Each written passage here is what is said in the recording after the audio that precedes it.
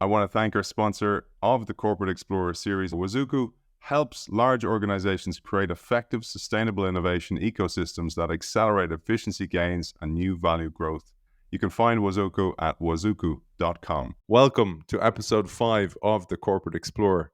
Today we delve into the critical yet overlooked phase of defining the market for aspiring corporate explorers. It's a common pitfall that leads many innovators to doom even before they have truly begun their journey. The crux of the problem? A lack of a clear, precise market definition, which is surprisingly a missing piece in the innovator's toolkit. The journey to establishing a successful product market fit should not include iterating on the market definition itself, but then how does one navigate this crucial step without losing direction? To answer this, today we'll introduce the Jobs to be Done Market Definition Canvas, a tool designed to bring clarity, reduce uncertainty, and align teams around their business objectives, ensuring that the market is defined and validated right at the outset of the innovation process. It is a pleasure to welcome the author of the chapter of the book, Jobs to be Done, Defining a Market by Customer Outcome. Tony Ulwick, Hey, welcome to thanks the so show. much. I appreciate the invite. It's great to be here. I thought we'd start with a little bit of your history and then we'll move to the Jobs to be Done theory and in particular today, Sure. the canvas. Yeah, I've been in the space for a long time. I started strategy 32 years ago now. But even before that, I worked at IBM for 10 years. Early in my career there, this was back in 1984, I worked on a product called the PC Junior, which was announced a flop in the headlines in the Wall Street Journal the very day after it was introduced. I couldn't believe it, and it was true. But I didn't realize at the time that companies often create products that fail in the marketplace.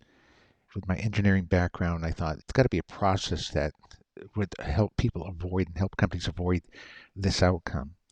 So I spent my last 5 years or so at IBM just looking through everything that was available in terms of innovation tools and processes and realized there really wasn't any good approach to innovation. That's when I just started thinking through like what would be a better approach. I think everyone's heard the quote that people don't want the quarter inch drill, they want the quarter inch hole. And it occurred to me one day that we could just study creating the quarter inch hole as a process. As a manufacturing engineer, I'm thinking, wow, if we can study what people are trying to get done as a process, like a manufacturing process, we always say, what do we have to measure and control to produce a predictable output? That's why it's Six Sigma, and that's why there's statistical process control. And I thought, well, what if we apply the same thinking externally to customers, but view what they're trying to do is they're trying to execute a process, right? And that's what they're trying to execute a process with those products, and they have measurable outcomes they're trying to achieve. And lo and behold, that works really well. So that was back in 1989, and the rest is just details. Working the process in over 30 industries over the years, 500 projects. We've been at it a long time. The most exciting part for me is the people I get to work with. We work with some of the best companies around the globe and some of the smartest people, and they've all really helped to challenge the thinking and help fine tune it and get it to where it is today. So I'm happy to share it with people, and I plan on doing it for years to come. Absolutely, Tony. And hopefully we can help as well, get you to some new audience members as well. Before we get into the canvas, which you co-designed with the pioneer of the lean startup methodology and friend of the show, Steve Blank, let's talk about the problem that it solves before we show people the solution. So Steve Blank has said, and as we pointed out in the article, in the lean startup methodology, people are asked to think through the market, the solution, and the customer needs all at the same time and trying to solve this equation up front.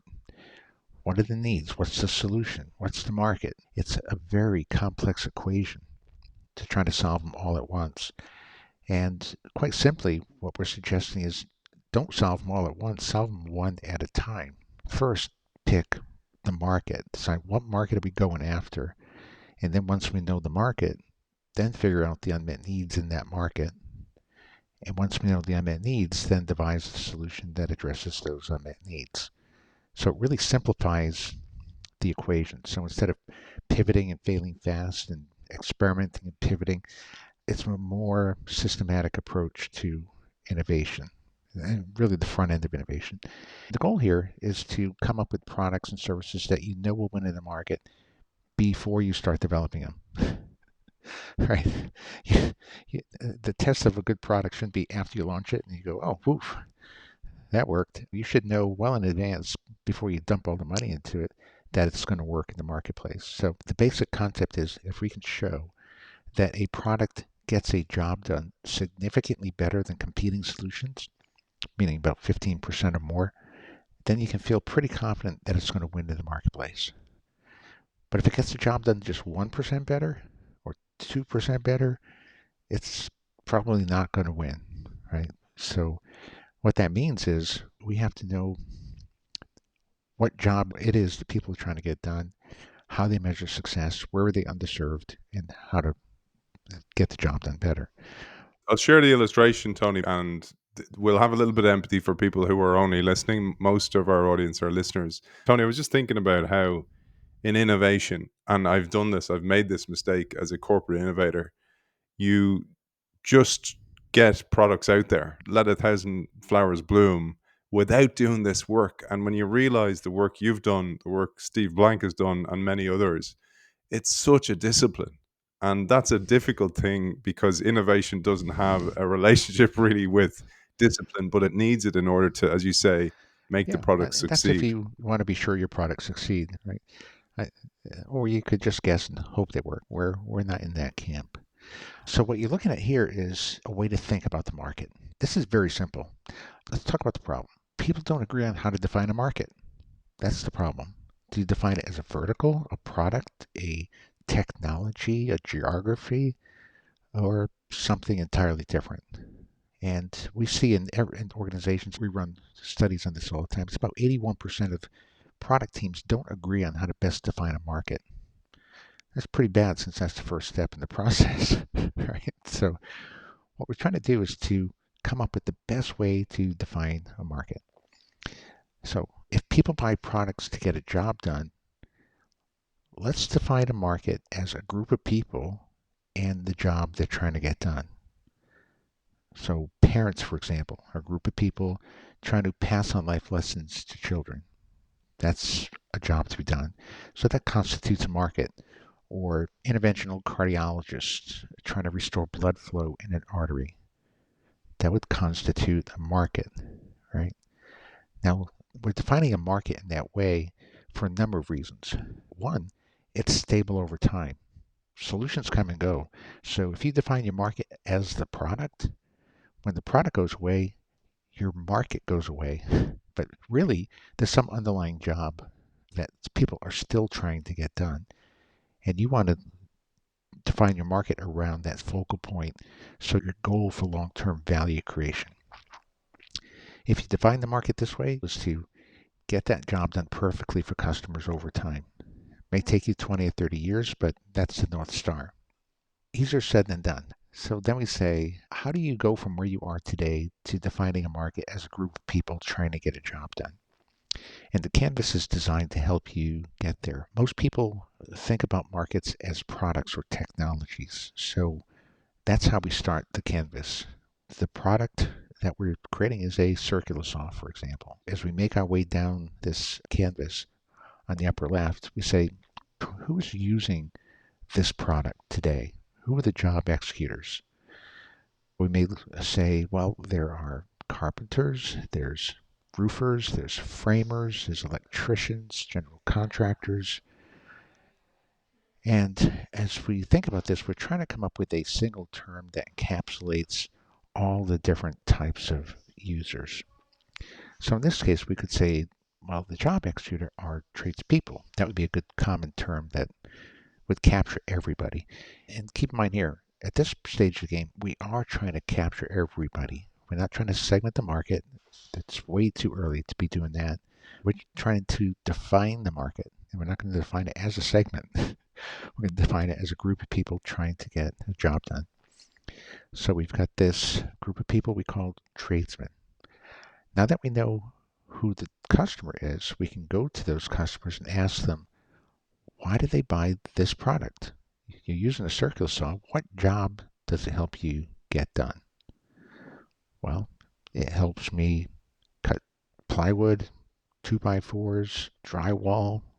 So what we're asking in essence is, what job does the product get done? And now we're going to pull a little switch here. Just because a product gets a job done, it doesn't mean that's the job the customer's trying to get done. Products don't have jobs, people do, is the way I like looking at it. And now we're going to take you into a space where we say, your product may cut plywood, but what is the job the customer's trying to get done? So then we ask the question, what other things are you using in conjunction? And what jobs are they helping you get done? You can think through that and say, well, hey, I'm using a tape measure. I'm using a marker or pencil. I'm using sandpaper, and they're all part of getting the bigger job done. So then we move from there and say, well, you're using all these in conjunction with one another to achieve some goal, right? What is that goal? And that's what we call the abstracted job statement. We're trying to get it at that level of abstraction. Then you can come to the conclusion that, hey, they're all trying to cut wood in a straight line. That's the high level job trying to get done. And they use these different tools in conjunction with the circular saw to make sure that that happens. So we walk away saying, okay, my market isn't the circular saw market. The market is tradespeople who are trying to cut wood in a straight line. And by the way, my competitors now aren't just circular saws, right? It could be table saws, it could be hand saws. They're all potentially competing products to help get that job done. So it broadens your thinking around who the competition is in your space as well, because you never know where you're going to get disrupted from. So getting the job defined at the right level of abstraction is really the key to success. Another example I like to use is the example of the kettle maker. You could be a kettle maker and go to your customers and say, why do you buy my kettle? And they'd say, well, I buy it so it can get heat water to the right temperature, which is true, right? But they're using that kettle in conjunction with other products to get a bigger job done, which is to prepare a hot beverage for consumption. If you're a kettle maker, you're going to keep making kettles, right? If you're focused on preparing a hot beverage for consumption, you become Keurig, or Nespresso, right? Because you're trying to own the platform that gets the entire job done. So that's the way we're thinking about it. We want to define the market at a level of abstraction that allows you to create a platform level solution that gets the entire job done for the customer. And this canvas helps you get there. It lets you start in solution space and takes you into problem space. And we're defining the market in problem space. There's a group of people trying to get a job done. Tony, for example, I'm working in a bank. So let's take it beyond the physical product. I was thinking about this before we came on. Many of our audience are corporate explorers, like the book suggests, and they're trying to get a job. They're trying to find a new service or product that's often not physical. It's a digital service or product. How could they think if they're going to start, instead of actually just deciding there's a need or the sales team saying this is what people want, if they run it through the canvas, how would that look for a digital service? You mentioned a bank. It's different if it's a bank or not a bank for digital service. Let me just say, for example, people use circular saws to cut wood in a straight line. Could you have a digital service that's developed in conjunction with the hardware to get that job done better? I suppose that's a possibility, and one that helps you quickly measure things off, or I'm not sure how it might work. But we often see hardware products or jobs that are getting executed with hardware are underserved areas that require service solutions. So when you're studying the job, all this arises because the job is agnostic to hardware, software, services. The job is just what the job is. You can solve it however you want, with hardware, with software, with services, with AI. So that's up to you. If you could give us an example, say that you can share, because oftentimes you can't share proprietary work that you're working with clients with, but a great example of a client tries without using jobs to be done, then uses jobs to be done, and all of a sudden unlocks the right market where they had been failing in the past. I have a case study for this, so your readers could take a look at it. The company was Kroll on Track. This was back in the early 2000s. They had a technology that could strip information off a hard drive very effectively, and their business was to remove data off damaged hard drives. It was kind of like data recovery. And about that time, there was this push for electronic evidence discovery in the field of investigations for prosecution of criminal cases. And they thought, well, we can take data off hard drives inside organizations, so let's enter that market. This should be a slam dunk. They thought their customer was the same customer they already had, the IT people in the IT department that wanted them to take the data off the hard drives. So they worked with these IT people in big organizations to help strip the data off them for use in legal cases. But they missed who the customer really was. It wasn't the IT people. The job they were trying to get done was really helping legal teams trying to find information that would support or refute a case. The IT people were just there to help them get the information off the hard drives so they could organize the information in such a way that a legal team could use it to find the data to support the case. So they were looking at just a portion of the job. They were looking to get the data part of the job. And when we pointed that out and we said, your real customer is the legal team trying to find the data to support and use it, they said, well, that makes pretty good sense. What we need to do is add on capabilities so people can search the data and find that information that would help them build the case and potentially solve a crime. And that worked. That made them a success, and they were a top-ranked company in the Gartner Golden Quadrant for about 15 years running. They were very hard to catch, and the reason they were is we laid out all the outcomes associated with the job to be done in priority order in terms of which were the most unmet, and there were about 60 of them. It took them about 5 to 10 years to satisfy all those needs to the right level of satisfaction. And it became really hard for competitors to catch up because they were on the most efficient path to growth. They were always satisfying the next most unmet need, then the next most, and so on.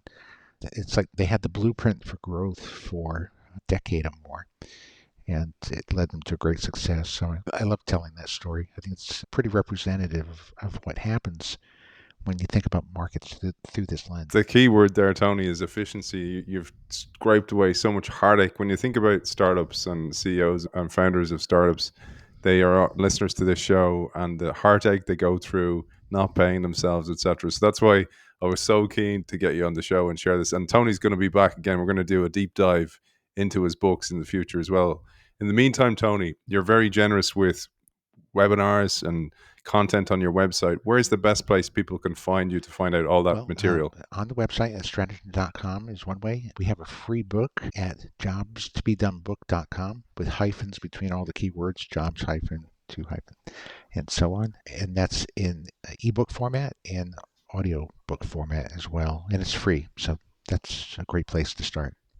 Very generous of you, Tony, as well. And I'll link to both Tony's company, Strategy, and to the Jobs to Be Done audiobook and ebook as well for our audience. For the meantime, it's been a great pleasure talking to you. Finally, have had you on the show. The job is satisfied for now. The author of Jobs to Be Done, Tony Ulwick. So thank you for joining us. Thank you. I want to thank our sponsor of the Corporate Explorer series. Wazuku helps large organizations create effective, sustainable innovation ecosystems that accelerate efficiency gains and new value growth. You can find Wazuku at wazuku.com.